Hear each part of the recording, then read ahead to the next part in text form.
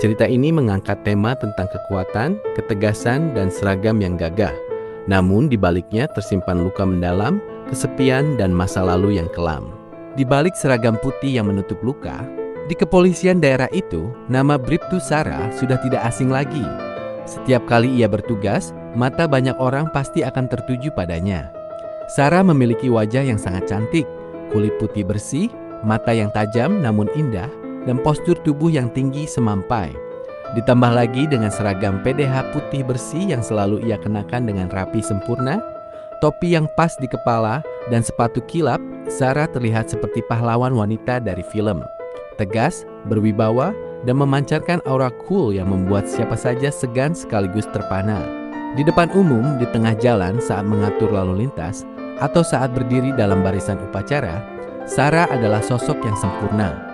Ia tidak pernah tersenyum lebar, wajahnya selalu datar dan serius, suaranya lantang, perintahnya tegas, dan gerakannya cepat dan sigap.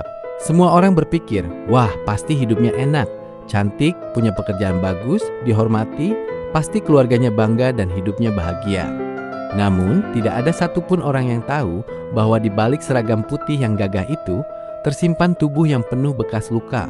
Dan di balik wajah cantik itu, tersimpan hati yang hancur berkeping-keping. Sara adalah wanita yang sangat malang, dan kesedihannya justru datang dari orang-orang yang seharusnya melindunginya, keluarganya sendiri. Akar kepahitan di rumah panggung. Sara tumbuh di rumah yang besar dan mewah, tapi hatinya selalu kedinginan. Ayahnya adalah seorang pejabat tinggi yang sangat otoriter dan keras. Ibunya adalah wanita yang sibuk dengan dunianya sendiri dan lebih mementingkan gengsi daripada anaknya. Sejak kecil, Sara tidak pernah merasakan pelukan hangat. Ayahnya memiliki standar yang sangat tinggi dan tidak pernah puas. Jika Sara mendapatkan nilai 99, ayahnya akan marah karena bukan ke 100. Jika Sara menangis karena terjatuh, ayahnya akan membentak, "Cewek lemah, polisi tidak boleh cengeng." Tapi yang paling menyakitkan adalah kekerasan yang terjadi di balik dinding tebal rumah itu. Ayah Sara adalah sosok yang dua wajah. Di luar ia dihormati, di rumah ia adalah tiran. Setiap kali ada masalah atau ia sedang emosi, Saralah yang menjadi sasaran. Bukan hanya dimarahi, tapi dipukuli. Plak, dug. Tamparan dan tendangan sering mendarat di tubuh mungil Sara saat ia masih kecil. "Kamu ini salah, kamu beban, kamu penyebab masalah," teriak ayahnya berkali-kali. Sara kecil hanya bisa menangis terseduh-seduh, memeluk lututnya, memohon ampun meski ia seringkali tidak tahu apa kesalahannya. Ia berlari mencari ibunya, tapi ibunya hanya akan menoleh dingin dan berkata, "Itu karena kamu nakal. Sabar aja, nanti juga ayahmu berhenti." Ibunya tidak pernah membela dia. Ibunya lebih takut pada ayah dan lebih mementingkan keharmonisan rumah tangga di mata orang lain, meski di dalamnya sudah busuk. Luka memar di lengan, di paha, di perut, Sara sembunyikan dengan baju panjang. Air matanya ia tahan sampai malam saat ia sendirian di kamar. "Kenapa aku dilahirkan?" bisiknya setiap malam. "Apa aku tidak pantas disayang?" Menjadi polisi, pelarian, atau takdir? Saat dewasa, Sara memutuskan untuk masuk akademi kepolisian. Bukan karena ia sangat bercita-cita, tapi karena ia tahu itu satu-satunya cara untuk keluar dari rumah itu. Ia ingin memakai seragam, ia ingin punya kekuatan, agar tidak ada yang berani meremehkannya lagi. Proses pendidikan sangat keras, tapi bagi Sara, itu tidak ada apa-apanya dibandingkan pukulan ayahnya. Rasa lelah fisik justru membuatnya lupa pada sakit hati. Ia belajar menjadi keras, ia melatih wajahnya agar tidak lagi menunjukkan emosi. Ia membangun tembok tinggi di sekeliling hatinya. "Jangan lemah, Sara. Kalau kamu lemah, kamu akan diinjak." Akhirnya ia lulus, menjadi Bribtu Sara yang cantik dan disegani. Orang tuanya terlihat bangga di depan orang lain, memamerkan foto anaknya di media sosial. Tapi di rumah, perlakuan mereka tidak berubah.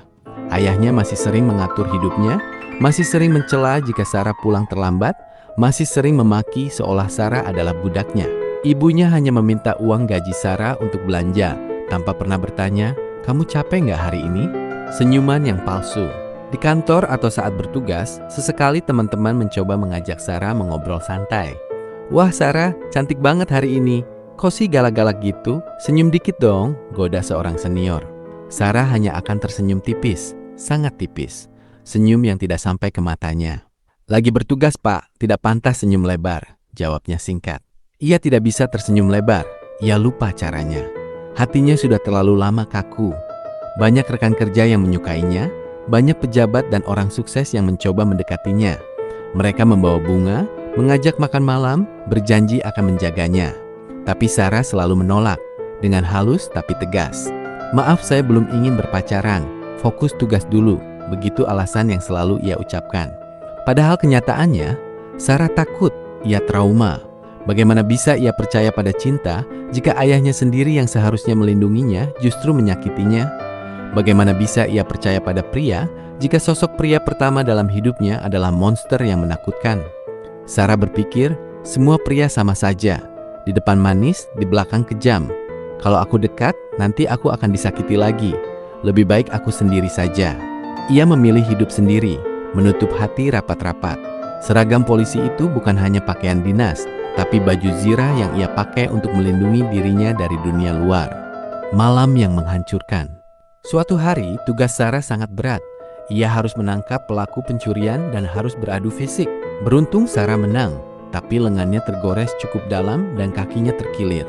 Dengan wajah pucat dan tubuh lemas, ia pulang ke rumah larut malam. Ia berharap setidaknya ada sedikit perhatian. "Ayah, ibu, aku pulang," panggilnya pelan. Ayahnya yang melihat lengan Sarah yang berdarah justru tidak bertanya apa-apa. Justru ia marah. "Dasar tidak becus. Kerja jadi polisi kok sampai luka-luka. Maluin gue. Muka cantik tapi kelakuan kayak preman," hardik ayahnya dari ruang tengah.